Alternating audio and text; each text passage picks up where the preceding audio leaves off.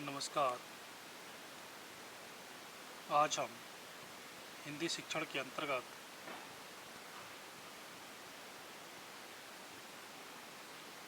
हिंदी उपविषय व्याकरण के अंतर्गत अलंकार का अध्ययन करेंगे। सर्वप्रथम श्यामपट्ट प्रविष्टियाँ अंकित करके इस पाठ के सामान्य उद्देश्य हैं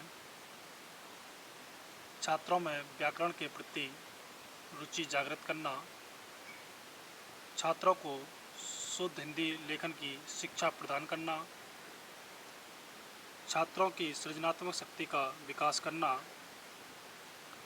छात्रों में तर्क शक्ति का रचनात्मक प्रवृत्ति का विकास करना,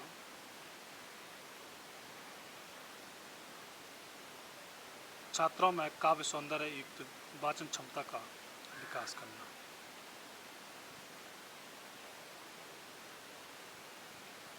व्याकरण के ये सामान्य उद्देश्य हैं जो कि विषय से संबंधित होते हैं।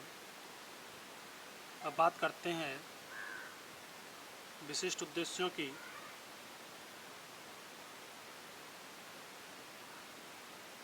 विशिष्ट उद्देश्य जो कि टॉपिक से संबंधित होते हैं, प्रकरण से संबंधित होते हैं।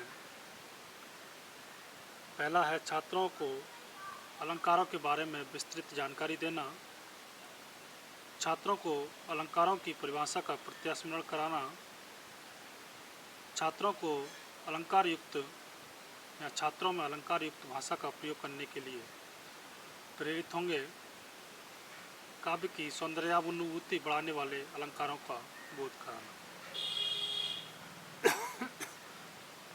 वहीं पर शिक्षण सहायक सामग्री समस्त अलंकारों को दर्शाता हुआ एक चार्ट, अन्य कक्षोपयोगी सामग्री जैसे चौक, संकेतक, धूलि मार्जन, लंबे श्यामपट्ट इत्यादि।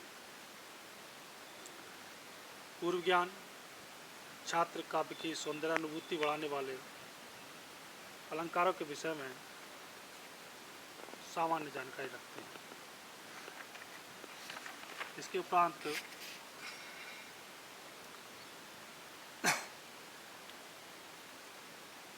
शिक्षण बिंदु, अनुदेशनात्मक या प्राप्त उद्देश्य, छात्र अध्यापक क्रियाएं, छात्र क्रियाएं, विधि प्रविधि या सहायक सामग्री और मूल्यांकन।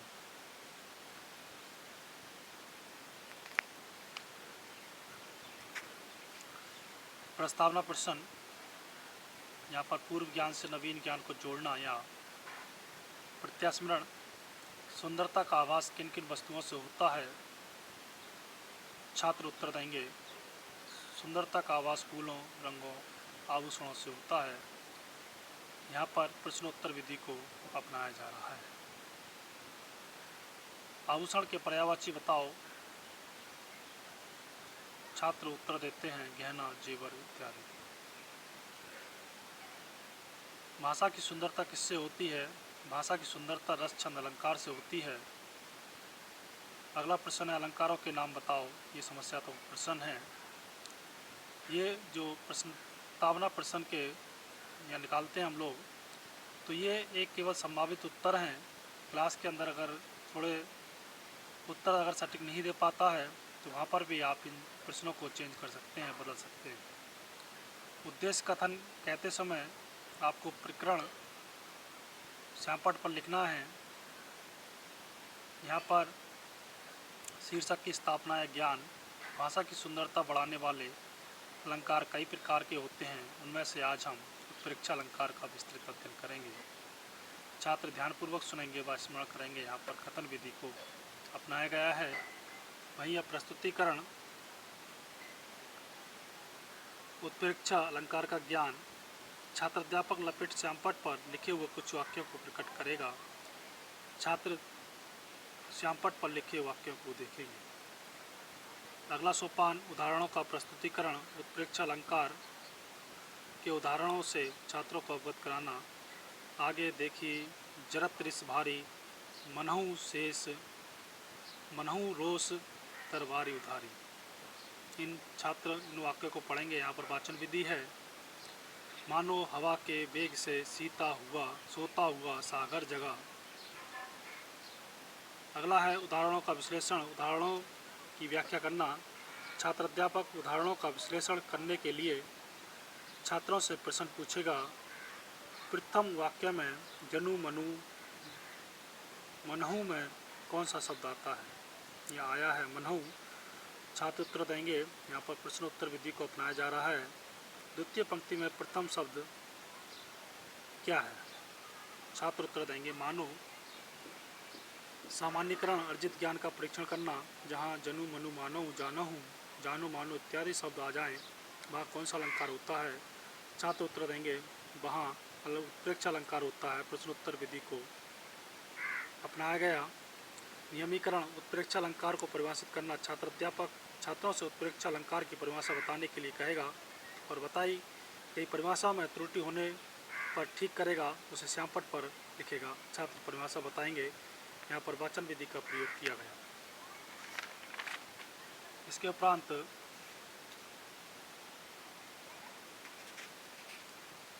अगला सोपान है प्रयोग एवं अभ्यास विधि। छात्रों के अर्जित ज्ञान का परीक्षण करना। छात्र अध्यापक नियम का परीक्षण करेगा।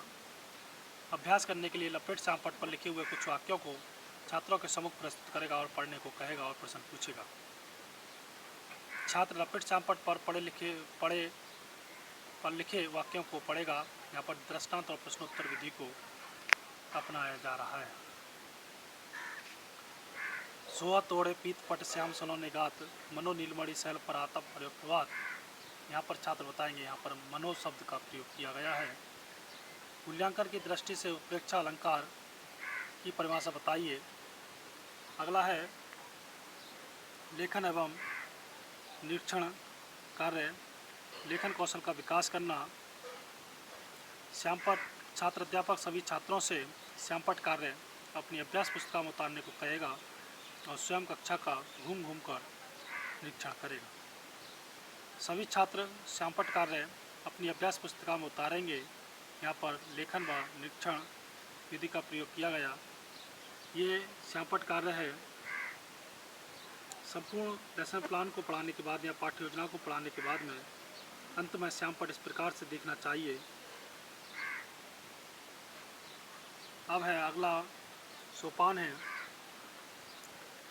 गृह कार्य। यहाँ पर शिक्षण जो उद्देश्य है वो है अभ्यास। ये जो गृह कार्य है ये लपेट श्यामपट्ट पर लिखा हुआ होता है। उत्प्रेक्षा अलंकार के उदाहरण लिखकर लाइए। छात्र गृह कार्य अपनी अभ्यास पुस्तिका में उतारेंगे। यहाँ पर लेखन कौशल विधि को अपनाया गया। धन्यवाद।